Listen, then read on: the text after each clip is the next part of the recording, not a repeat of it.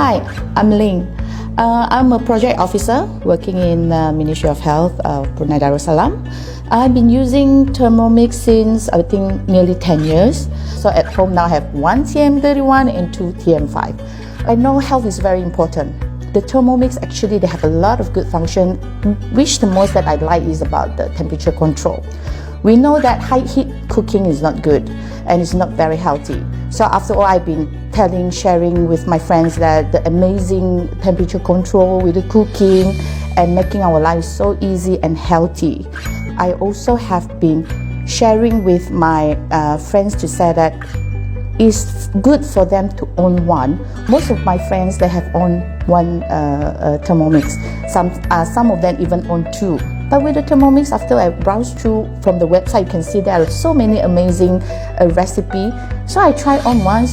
Then, surprisingly, the rendang that I compared with the normal cooking and with Thermomix, it's really so easy. It's amazing.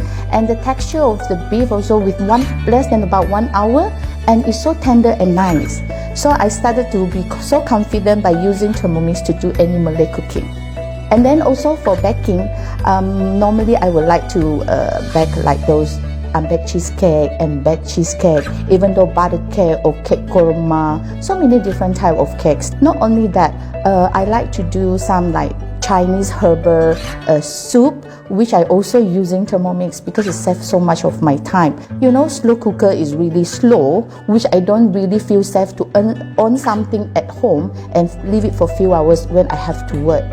So for Thermomix, it's cut short of the time, so I don't mind that the soup there is only sometimes 45 minutes or less than 1 hour. You can have the same texture while you are using the slow cooker.